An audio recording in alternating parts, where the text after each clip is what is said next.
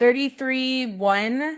The cream-colored envelope arrived on a Tuesday morning, thick and expensive between my fingers. I recognized Kathy's handwriting immediately, that precise, controlled script she'd perfected in private school, the one that always looked like it was judging you. My coffee grew cold as I stared at my name written in black ink. Mrs. Elaine Mack. Not mom, not mother, just my formal name, like I was some distant relative she barely knew.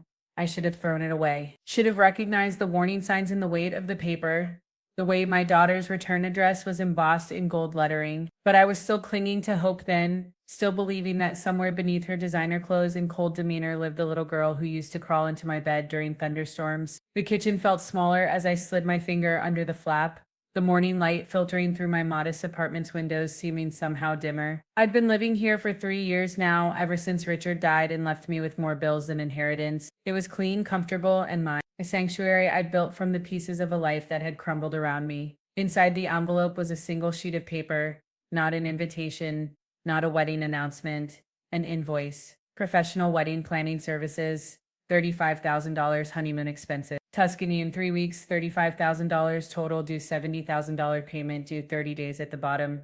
In Kathy's careful handwriting, you should feel lucky I'm letting you contribute at all. After everything you've put this family through, this is the least you can do. I read it twice, then 3 times. The words swam before my eyes, but their meaning remained crystal clear. My daughter, my only child, was charging me for a wedding I hadn't been invited to, a honeymoon I'd never even heard about, and treating it like a privilege I should be grateful for. The coffee mug slipped from my numb fingers, shattering against the linoleum floor. Brown liquid spread across the white tiles like spilled blood, and I stared at it without moving. 27 years of motherhood, and this was what I'd earned. Not a phone call, not an invitation, not even the courtesy of a conversation. An invoice. I thought about the last time I'd seen Kathy. Christmas dinner 18 months ago at her imposing house in Westchester. She'd greeted me at the door like an inconvenience, her smile never reaching her eyes. Throughout the evening, she'd made subtle comments about my choices, my situation, my inability to move on. Her husband Gary had mostly ignored me, and when he did speak, it was with the kind of polite condescension reserved for unwanted guests. I'd left early, claiming a headache. Kathy hadn't protested. Now kneeling on my kitchen floor, picking up pieces of broken ceramic, I understood. I wasn't her mother anymore. I was a wallet she occasionally remembered to shake down for money. The realization should have destroyed me. Instead, something cold and calculating settled in my chest. I stood slowly, my knees protesting after 63 years of carrying the weight of other people's expectations. The invoice fluttered to the floor, and I left it there among the coffee stains and ceramic shards. Let it swim in the mess. It belonged there. Walking to my bedroom, I caught sight of myself in the hallway mirror. Gray hair pulled back in a simple bun, lines around my eyes that spoke of too many sleepless nights, worrying about an ungrateful daughter, clothes that were clean but unremarkable. I looked like exactly what I was, a woman who had spent her life making herself smaller so others could feel bigger. But my eyes were different now. They held something I hadn't seen in years. Fury. I pulled out my laptop and began typing. Not a check, not a desperate plea for inclusion, something else entirely. My fingers moved across the keyboard with purpose, each keystroke deliberate and measured. I researched wedding venues in Westchester County, cross-referenced dates with social media posts I'd been blocked from, but could still access through mutual friends. I found the resort in Tuscany, the one with the private villas and the astronomical nightly rates. By evening, I had a complete picture of my daughter's dream wedding and honeymoon. Every detail, every expense, every vendor. I poured myself a glass of wine. Not the cheap stuff I usually bought, but the good bottle I'd been saving for a special occasion. This seemed special enough. I sat at my kitchen table, the invoice still on the floor where I'd left it, and made a list of phone numbers. The first call would be to Kathy's wedding planner, a woman named Christine Slaughter, according to my research, then the resort in Tuscany, then the caterer, the florist, the photographer, all of them expecting payment from someone who thought I was nothing more than a convenient ATM. I smiled, and it felt like flexing a muscle I'd forgotten I had. Kathy wanted me to contribute to her wedding. Fine, I'd contribute, just not in the way she'd imagined. I picked up my phone and dialed the first number. A woman answered on the third ring, her voice professionally warm. Slaughter Wedding Planning. This is Christine speaking. Hello, I said, my voice steady as granite. I'm calling about the Herman Green wedding. I'm Elaine Mack, Kathy's mother. Oh, Mrs. Mack, how wonderful to finally speak with you. Kathy has mentioned you might be contributing to the wedding expenses. I have to say, She's planned something absolutely spectacular. I'm sure she has, I replied, my tone giving nothing away. I'd like to discuss the arrangements. When would be a good time to meet? Would tomorrow work? I have an opening at 2. Perfect. I'll see you then. I hung up and reached for my wine glass. The liquid was deep red, almost the color of blood. I took a sip and felt it burn its way down my throat, warming the cold place where my heart used to be. Tomorrow I would begin to teach my daughter about consequences, about respect, about the price of treating your mother like a stranger who owed you money. But tonight, I would plan. The invoice stared up at me from the floor, a monument to my daughter's cruelty. I left it there and went to bed, sleeping better than I had in months. In my dreams, I was standing in a garden at sunset, watching something beautiful burn. The morning air was crisp as I walked into Christine Slaughter's office building in White Plains. I'd chosen my outfit carefully, a navy dress that had cost me 2 weeks, grocery budget, 3 years ago, my late mother's pearl necklace, and the kind of understated elegance that whispers money, rather than screaming it. I wanted to look like someone who could write a $70,000 check without blinking. The elevator ride to the 5th floor felt like ascending to a battlefield. My reflection in the polished steel doors showed a woman who had shed 20 years overnight, not younger, wiser, harder, more focused than I'd been since Richard's death had scattered my world like dandelion seeds in the wind. Christine Slaughter's office was everything I'd expected. Cream walls, gold accents, and the kind of furniture that costs more than most people's cars. She greeted me with the practiced warmth of someone who made her living, managing other people's dreams and neurosis. Mrs. Mack, please have a seat. Can I offer you coffee? Water. Coffee would be lovely, I said, settling into the plush chair across from her glass desk. Through the windows, I could see the Hudson River gleaming in the afternoon sun, and for a moment, I felt like I was looking down at my old life from a great height. Christine poured coffee from an elegant silver service, her movements fluid and rehearsed. I have to tell you, your daughter has exquisite taste. The Riverside Manor is simply stunning for an October wedding. And the details she's chosen, the hand-blown glass centerpieces, the imported Italian linens, everything is perfection. Tell me about the timeline, I said, accepting the delicate china cup. When exactly is the wedding? October 15th, just 3 weeks away. Now, of course, Kathy mentioned, you might be traveling, which is why you won't be able to attend. Her tone was carefully neutral, but I caught the slight uptick at the end, a question disguised as a statement, something like that. I replied, letting my silence speak volumes. Let her one in the honeymoon arrangements. Oh, that's gonna be absolutely magical. 3 weeks at Villa Arenata in Tuscany. It's a private resort, very exclusive. They're flying out the day after the wedding. Christine's eyes sparkled with the kind of vicarious excitement wedding planners cultivate. The invoice I sent over covers the upgraded villa with the infinity pool and private chef service. Invoice? I set down my coffee cup with deliberate precision. I'm afraid there's been some confusion. The sparkle in Christine's eyes dimmed slightly. Confusion. I never agreed to pay for my daughter's wedding or honeymoon. In fact, I wasn't even invited to the wedding. The words came out calm, measured, but I watched their impact register on Christine's face, like ripples across still water. Oh, she blinked rapidly, her professional composure cracking. But Kathy said, she told me you were eager to contribute, that you felt terrible about missing the ceremony, and wanted to make it up to her by covering the major expenses. I almost laughed. Instead, I leaned forward slightly, my voice dropping to a conspiratorial whisper. Did she really? How interesting. Tell me, Christine, when someone commits your services, they sign a contract, don't they? Well, yes, of course. And who signed the contract for this wedding? Christine's face went pale beneath her carefully applied makeup. Kathy and Gary, but she assured me that you would be handling the payments for certain items. Items totaling. I opened my purse and pulled out the invoice, now neatly folded. This arrived yesterday. No phone call, no discussion, just a bill with a charming note about how lucky I should feel to be allowed to contribute. The silence stretched between us like a taut wire. Christine stared at the invoice, then at me, then back at the paper. I could practically see the calculations running behind her eyes. Deposits made, vendors paid, her own commission hanging in the balance. Mrs. Mack, I had no idea. Kathy presented this as an arrangement you'd already agreed to. She seemed so confident that you would cover these expenses. Did she pay you anything up front? A small deposit?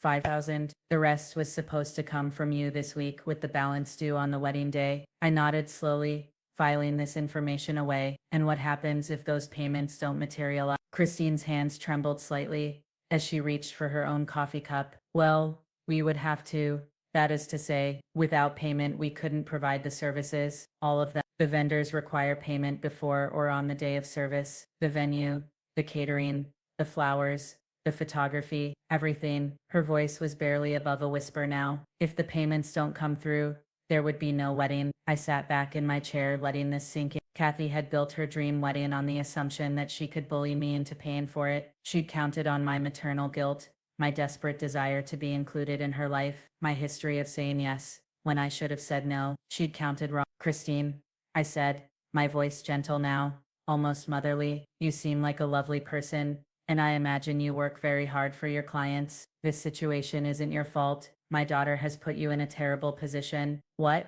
should I do? The question came out like a prayer. That depends. How much time do you need to make alternative arrangements? If hypothetically the funding for this wedding disappeared for a wedding of this scale, with just 3 weeks' notice, Christine shook her head. It would be impossible. The deposits alone. Most vendors don't offer refunds for cancellations this close to the event date. Even if the cancellation is due to non-payment by the client, the contracts are with Kathy and Gary. They're legally responsible for payment regardless of family arrangement. The implication hung heavy in the air between us. I stood up, smoothing my dress. Christine, I want you to do something for me. When my daughter calls, and she will call probably within the next day or two, I want you to tell her exactly what you told me, that without the payments I was supposedly going to make, there will be no wedding. But Miss Mac, and then I want you to give her my phone number and tell her that if she wants to discuss this further, she needs to call me directly, not send invoices, not make assumptions. Call me. Christine nodded mutely,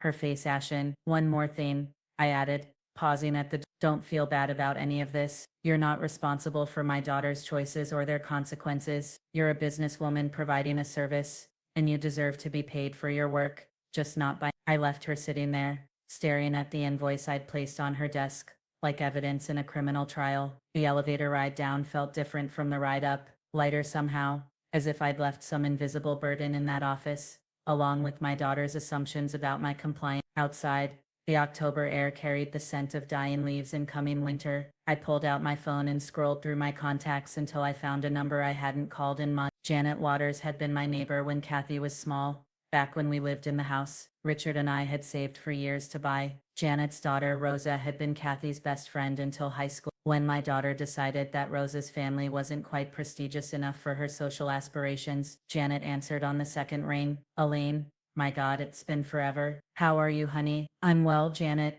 Actually, I'm better than I've been in years. Listen, I have a favor to ask. Do you still have Rose's number? I'd like to get back in touch. Of course, she'd love to hear from you. She asks about you every time we talk. You know she's a wedding photographer now, has her own business and everything. A wedding photographer. I smiled, feeling the pieces of my plan shift and settle into place like a puzzle, finally revealing its picture. That's perfect, Janet. Absolutely perfect. After I hung up, I walked slowly back to my car, my mind already racing ahead to the next phase. Kathy wanted a dream wedding. She was about to discover that dreams could become nightmares with remarkable speed. My phone buzzed with a text from a number I didn't recognize. This is Christine Slaughter. I wanted to thank you for being so understanding today. You're right. I'm just doing my job. I hope everything works out for your family. I typed back quickly. It will, just not the way my daughter expects. As I drove home, I found myself humming, something I hadn't done in months. The afternoon sun slanted through my windshield,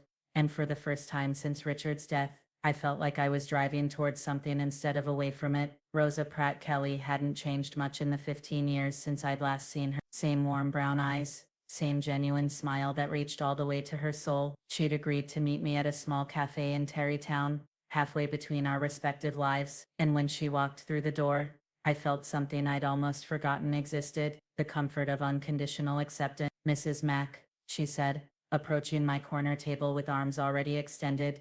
You look wonderful. I stood to embrace her, breathing in the faint scent of vanilla perfume that transported me back to afternoons, when she and Kathy would sprawl across my living room floor, painting their nails and whispering secrets. Back when my daughter still laughed freely before she learned that love was a commodity to be rationed and withheld. Please call me Elaine. We're both adults now, after all. I gestured to the chair across from me. Thank you for meeting me on such short notice. Rosa settled into her seat, her photographer's eye automatically scanning the cafe's lighting and angles before focusing entirely on me. Mom told me you wanted to discuss some kind of photography work. I have to admit, I'm curious. It's been so long since we've talked. How much has your mother told you about my situation with Kathy? A shadow crossed Rose's face. Some. I know you two haven't been close lately. I'm sorry about that, Aline. I remember how tight you were when we were kids. Do you remember why you and Kathy stopped being friends? Rose's laugh held no humor. High school, she decided I wasn't sophisticated enough for her new crowd, said my family was holding her back from her potential. She traced the rim of her coffee cup with one finger. It hurt at the time, but honestly, looking back, I dodged a bullet. What do you mean? I've kept tabs on her through social media over the years, watched her treat people like stepping stones. Remember Tommy Brown from our graduating class? She dated him for 2 years, let him pay for everything, then dumped him the week before prom because she got asked by the quarter. Rose's eyes met mine. Some people never grow out of using others. You know, the waitress brought our coffee and I used the interruption to study Rose's face. She'd grown into herself beautifully, confident without being harsh, successful without losing her compassion. Everything I'd hoped Kathy might become. Tell me about your photography business, I said. It's going well. I specialize in weddings and family portraits. There's something magical about capturing people's happiest moments, you know, though lately. She paused, stirring sugar into her coffee. Lately, I've been getting some interesting requests, such as divorce documentation, infidelity cases, people who need photographic evidence for legal proceedings. Rose's smile turned sharp. Turns out my eye for capturing candid moments is useful for more than just wedding bliss. I felt that familiar settling sensation in my chest, pieces clicking into place. How do you feel about photographing events where you're not exactly welcome? Rose's eyebrows rose. You mean like crashing party? More like documenting them from a distance for someone who has a legitimate interest in what happens but can't be there themselves. We looked at each other across the small table, understanding passing between us like a shared secret. Rosa leaned forward, her voice dropping to a whisper. Elaine, what exactly are you planning? I pulled out my phone and showed her the photos I'd taken of Kathy's invoice. Rose's expression shifted as she read, her jaw tightening with each line. $70,000 for a wedding you weren't invited to. Her voice carried the same outrage I'd felt, but hadn't allowed myself to fully experience. That's beyond cruel, Elaine. That's sociopath. I want you to photograph her wedding, but if you weren't invited from outside the venue, the Riverside Manor has extensive grounds, public areas where a photographer could work without trespassing. I leaned forward, matching her whisper. I want documentation of every moment, every guest, every detail of the $70,000 celebration I'm supposedly paying for but not allowed to attend. Rosa was quiet for a long moment, her fingers drumming against the table. When she finally spoke, her voice was thoughtful. That's not illegal. The property boundaries are clearly marked, and there are several public access points, with clear sight lines to the garden area where most ceremonies are held. You've photographed there before. Last spring, a May wedding, the bride's ex-husband wanted documentation for a custody hearing. Something about her lifestyle choices affecting their daughter. Rose's smile was grim. Turned out she was serving alcohol to minors at the reception. Lost joint custody, and you're comfortable with this kind of work? Elaine, I've watched too many good people get trampled by selfish ones. If I can help someone protect themselves or get the truth, then yes, I'm very comfortable with it. She pulled out her own phone, scrolling through her calendar. October 15th.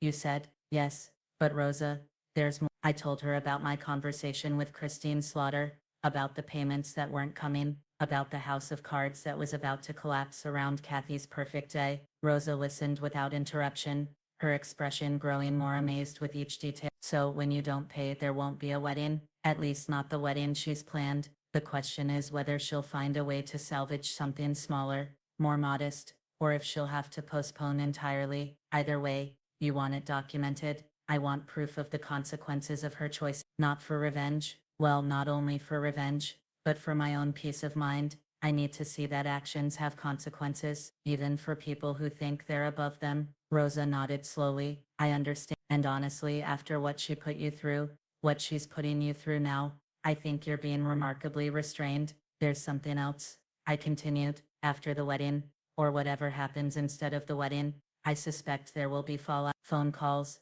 visits, attempts at manipulation, or guilt tripping. I want you to teach me how to document things properly. Audio, video, written records. I want a complete archive of how she handles not getting her way. You're building a case. I'm protecting myself. There's a difference. I met her eyes steadily. I've spent 30 years prioritizing my daughter's feelings over my own dignity. That ends now, but I want to do this smart, not just angry. Rosa reached across the table and covered my hand with hers. Elaine, I want you to know something. What happened between Kathy and me in high school, it wasn't really about sophistication or social climbing. She told people that my family wasn't good enough for her because my dad was just a mechanic and my mom cleaned houses. I felt my heart clench. Rosa, I'm so sorry. Don't, because you know what? When I graduated valedictorian and got a full scholarship to art school, you were at the ceremony cheering louder than my own parents. You brought me flowers and told me how proud you were. Her eyes were bright with unshed tears.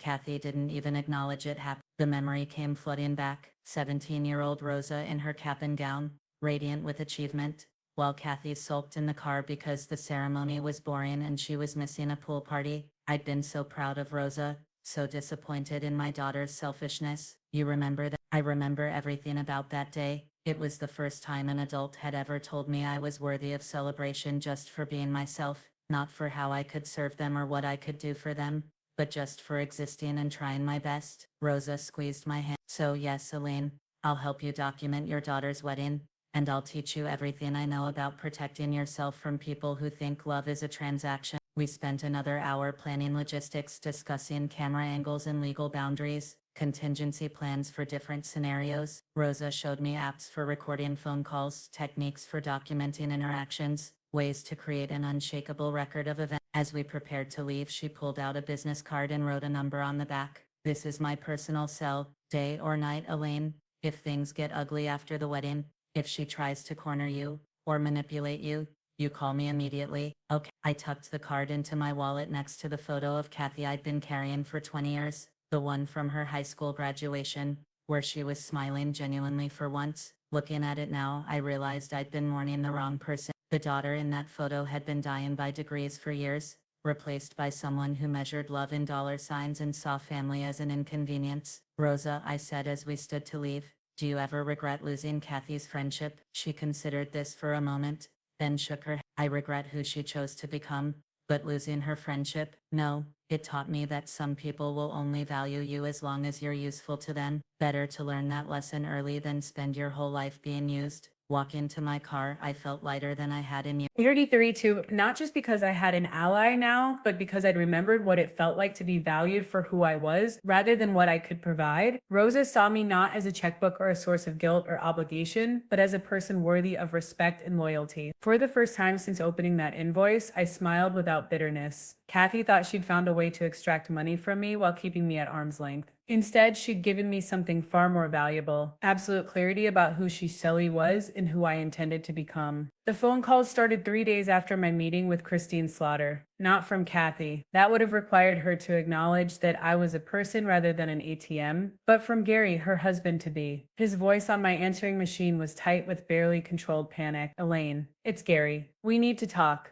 There seems to be some confusion about the wedding payments. Call me back as soon as possible. I didn't call back. Instead, I sat in my kitchen with a cup of tea, listening to the message play 3 more times. Each repetition revealed new layers of desperation beneath his attempted authority. Gary Green had always struck me as the kind of man who solved problems by throwing money at them or delegating them to someone else. Now he was discovering that some problems couldn't be bought or delegated away. The second message came that evening. Elaine, this is getting ridiculous. Kathy is beside herself. The wedding is in 2 weeks. You need to call us back and sort this out. By the 4th day, Kathy herself finally condescended to contact me. Her voice was ice-wrapped in silk, every word precisely enunciated like she was speaking to a difficult child. Mother, I don't know what game you think you're playing, but it stops now. Our wedding planner says you're refusing to honor your commitments. This is my wedding day we're talking about. My once-in-a-lifetime moment. Whatever petty grievance you're nursing needs to take a backseat to what's important here. It played the message twice, marveling at her ability to make herself the victim in a situation where she tried to extort $70,000 from someone she'd excluded from her wedding. No acknowledgement of the invoice's cruelty, no recognition that she'd never actually asked me to contribute, just outraged that I wasn't complying with her assumptions. Rosa called that afternoon to check in. How are you holding up, Elaine? I saw the venue this morning. They're still setting up for Saturday, but I heard the staff talking. Apparently, several vendors are demanding payment upfront now, instead of waiting until the event. Good, I said, surprising myself with the venom in my voice. Let her scramble. Let her learn what it feels like when other people's cooperation isn't guaranteed. There's something else. Rosa's voice carried a note of excitement. I was photographing an engagement session at the park near your old house yesterday, and I ran into Jacqueline Pelosi. Remember her? She used to live 3 doors down from you. I remember Jacqueline, a sweet woman whose husband had died young, leaving her to raise 2 sons alone. We'd bonded over morning coffee and the challenges of single motherhood after Richard's death. She asked about you, Rosa continued. When I told her what was happening with Kathy's wedding, she got this look on her face. Turns out she works for the catering company that's supposed to handle the reception. My heart stopped. What did she say? She said, Kathy has been an absolute nightmare to deal with, screaming at servers during the tasting, demanding changes to the menu at the last minute, treating everyone like servants. But here's the interesting part. She also said the catering bill is $12,000, and they haven't seen a penny yet. They're one of the vendors expecting payment from me. According to Jacqueline, yes, Kathy told them her mother was covering all the major expenses and would settle up on the wedding day. Rosa paused. Jacqueline wanted me to give you a message. What message? She said to tell you that if you decide not to pay, she'll make sure the kitchen staff knows exactly why there's no reception dinner. She said after the way Kathy treated her people, they'd probably volunteer to cater your next birthday party for free. I found myself laughing, actually laughing for the first time in weeks. The image of my daughter's carefully curated guest list discovering that their elegant dinner had been canceled because the bride had assumed she could bully money out of her uninvited mother was almost too perfect. Rosa, do you think I'm being too cruel? The question surprised me as it came out. Part of me, the part that had spent 30 years making excuses for Kathy's behavior, still whispered that I was the villain in this story. Elaine, do you know what cruel would be? Cruel would be showing up at the wedding uninvited and making a scene. Cruel would be posting the invoice on social media for everyone to see. Cruel would be contacting her friends and telling them what kind of person she really is. Rosa's voice was firm. You're not doing any of those things. You're simply refusing to be extorted. There's nothing cruel about setting boundaries. That evening I did something I hadn't done in months. I cooked myself a real dinner, not the sad sandwiches or microwaved meals that had sustained me through the worst of my grief, but an actual meal with vegetables and seasoning and care. I set the table with my good china, the set Richard and I had received as a wedding gift, and saved for special occasions that never seemed to come. As I ate, I thought about all the dinners I'd cooked for Kathy over the years. Birthday dinners where she'd complained about the menu, holiday meals where she'd criticized my cooking while helping herself to seconds, family gatherings where I'd spent hours in the kitchen while she held court in the living room, accepting compliments on the meal she hadn't helped prepare. When had I stopped mattering in my own kitchen? When had I become the invisible woman who produced comfort and abundance for others while eating scraps of affection in return? My phone rang as I was clearing the dishes. The caller ID showed Gary's number, but it was Kathy's voice that greeted me when I answered. Mother, finally, we need to meet tonight. Hello, Kathy. How are you? How am I? Her voice pitched higher. I'm dealing with a crisis because my mother has apparently lost her mind. The wedding is in 8 days, and you're playing games with vendors and causing chaos for no reason. I'm not playing games, sweetheart. I'm simply not paying for a wedding I wasn't invited to. The silence stretched so long I wondered if the call had dropped. When Kathy finally spoke, her voice was deadly quiet. You weren't invited because we knew you'd make it about yourself. We knew you'd find some way to cause drama or make everyone uncomfortable with your situation. My situation, living in that tiny apartment, wearing clothes from discount stores, talking about money problems all the time. Gary's family has a certain standard, and frankly, we weren't sure you could blend in appropriately. The words hit like physical blows, but instead of pain, I felt something crystalline and sharp settle in my chest. Clarity, perfect, merciless clarity. I see, I said calmly. So you excluded me from your wedding because I might embarrass you,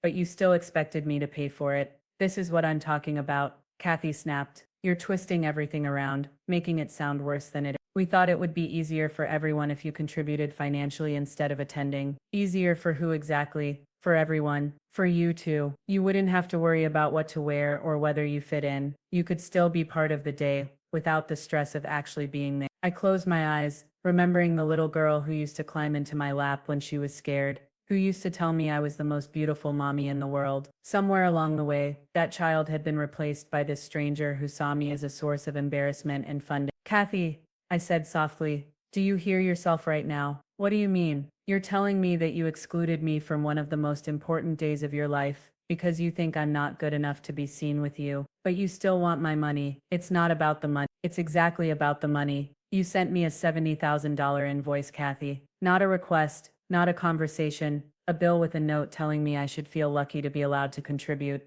Another long silence. When she spoke again, her voice had shifted to the wheedling tone she'd used as a teenager when she wanted something. Look, I know the invoice was poorly worded. I was stressed and maybe I didn't express myself well, but you're my mother. This is my wedding. Don't you want to see me happy? I want to see you become a person I can be proud of. Someone who treats others with kindness and respect. Someone who values relationships over transactions. I took a deep breath. But that's not who you are right now, is it? You're being ridiculous, emotional. This is exactly why we thought it would be better if you weren't there. Then you should be relieved that I won't be paying either. I hung up before she could respond, my hands surprisingly steady as I set the phone down. Within seconds, it started ringing again. I turned off the ringer and watched the screen light up with call after call. Gary, then Kathy, then Gary again. Finally, a text message appeared. You're destroying my wedding out of spite. I hope you're happy. I typed back slowly, carefully. I'm not destroying anything. I'm simply not funding. There's a difference. Her response came immediately. Same thing.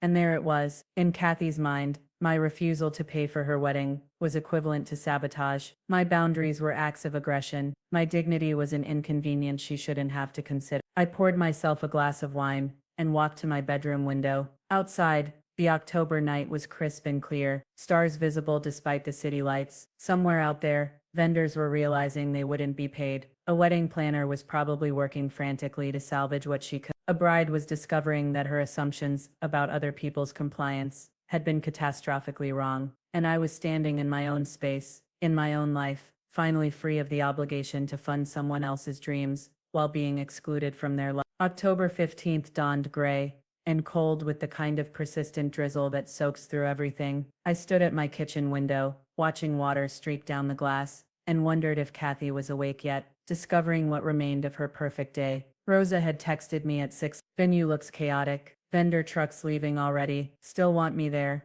I'd replied immediately. Yes, document everything. By 10,000, my phone had recorded 17 missed calls from various numbers. Gary, Kathy, even Slot. I turned off the ringer after the 5th call and spent the morning in deliberate calm, organizing my financial documents and cleaning my apartment. If Kathy decided to escalate this situation legally, I wanted every record of my independence meticulously documented. The doorbell rang at 11. Through the peephole, I saw Kathy standing in the hallway, still in her pajamas with a coat thrown over them, her usually perfect hair unwashed and wild. Gary stood behind her, looking like a man who'd been up all night negotiating with credit. I opened the door, but didn't step aside to let them in. Mother, Kathy's voice was hoarse sorrow, probably from crying or shouting. We need to talk. Good morning, Kathy. Gary. I kept my tone pleasant, professional. You look upset. Upset. Kathy's composure, always her strongest weapon, finally cracked completely. My wedding is ruined.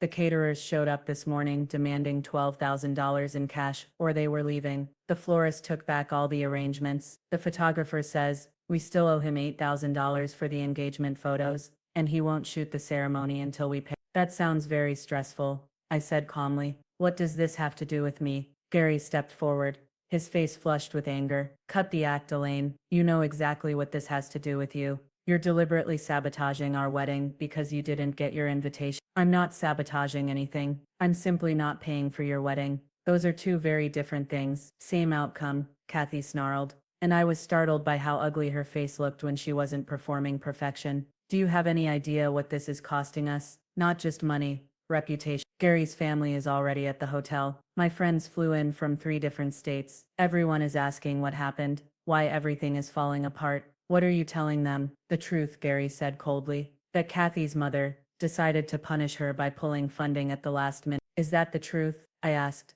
Because the truth, as I understand it, is that you planned a wedding you couldn't afford, assumed I would pay for it, without asking me, and are now dealing with the consequences of those assumptions. Kathy's eyes filled with tears. Real ones. not the calculated performances I'd witnessed throughout her adolescence. Please, Mom, I'm begging you. I know I handled this wrong. I know the invoice was insensitive, but this is my wedding day. Can't we figure out the rest later? For a moment, looking at my daughter's tear-streaked face, I felt the familiar pull of maternal guilt, the voice in my head that whispered, just fix it, just make her happy, just keep the peace. It would be so easy to write the check, to smooth over this crisis, to return to the familiar pattern of my pain being less important than her comfort. But then I remembered the invoice, the casual cruelty of that note, the assumption that I should feel lucky to be financially useful while being socially disposed. Kathy, I said gently, what would happen if I wrote you a check right now? Her face lit up with desperate hope.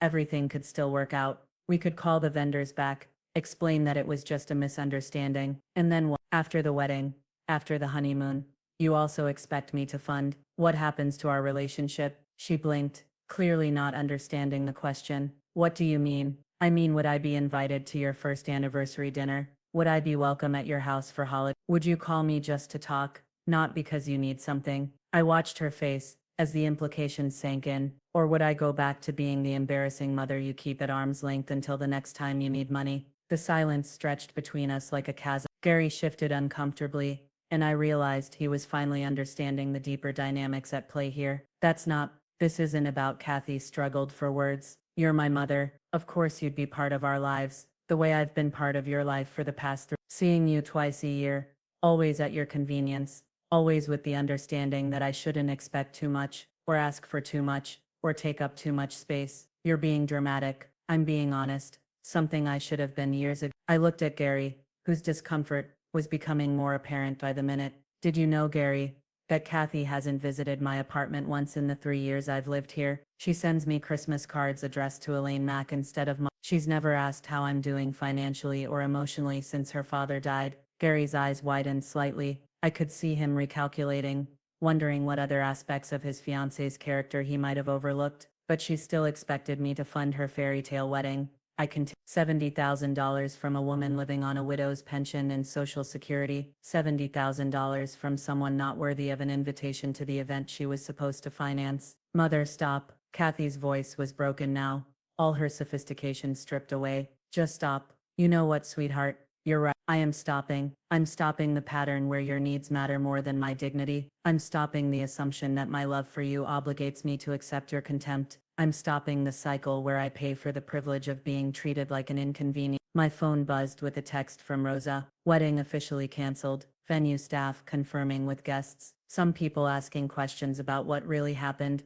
I glanced at the message, then looked back at my daughter. It appears your wedding has been officially canceled. Kathy's sob was raw, animal-like. She collapsed against Gary, who wrapped his arms around her with the mechanical gesture of someone going through motions he didn't fully understand. This could have been avoided so easily, I continued, my voice still caught. A phone call, a conversation, even just basic politeness in how you approached me, but you chose to send an invoice with a note designed to make me feel grateful for the opportunity to be used. What do you want from me? Kathy's voice was muffled against Gary's shoulder. What will it take to fix this? I want you to understand something, I said. This isn't about the money. It's about respect. It's about basic human decency. It's about treating your mother like a person instead of a resource. I can learn. Can you? Because this isn't new behavior, Kat. This is who you've been for years. The only difference is that this time there are consequences. Gary cleared his throat. Elaine, I think there's been a misunderstanding. No misunderstanding, I interrupted. Just a daughter who thought she could have her cake and eat it too. Who thought she could exclude me from her life while keeping access to my wallet. I stepped back and began to close the door. I hope you both learned something today. I hope your next wedding, if there is one, is built on honesty and respect instead of assumptions and entitlement. Wait, Kathy pushed away from Gary, her face desperate. What if we postponed everything, planned a smaller wedding, one we could actually afford? What if I invited you properly this time? I paused with my hand on the door. And why would you want to do that? Because you're my mother, she said, as if that explained everything. Am I just someone you share DNA with who occasionally proves useful? I met her eyes steadily. Answer honestly, Kathy. If I couldn't contribute financially to your life, would you want me in it at all? The fact that she had to think about it told me everything I needed to know. I thought so, I said softly. Goodbye, Kathy. I hope someday you figure out the difference between loving someone and using. but I closed the door and engaged the deadbolt, then leaned against it, listening to their voices in the hallway. Gary's low, urgent tones, Kathy's broken sobs. After 10 minutes, I heard footsteps moving away, then the ding of the elevator. My phone rang immediately. Rose's number. Elaine, I just saw them leave your building. Are you okay? I'm perfect, I said, and realized I meant it. How did the documentation go? Comprehensive, vendors leaving, guests being turned away, a very public meltdown in the parking lot. I got it all. Rosa paused. There's something else though. About an hour ago, I got a call from someone named Janet Waters. She said you'd given her my number. I did. What did she want? She wants to hire me to photograph her 50th wedding anniversary party next month. Apparently, she's been telling everyone about my work. Rose's voice was warm with excitement. Elaine, I think you might have just changed my life too. I walked to my kitchen window and looked out at the October afternoon. The rain had stopped, and thin sunlight was breaking through the clouds. Somewhere across town, my daughter was learning that actions have consequences. Somewhere else, vendors were explaining to their next clients why contracts exist. And here in my small, clean apartment, I was learning what it felt like to value myself enough to demand respect. For the first time in years, I felt like I was exactly where I belonged.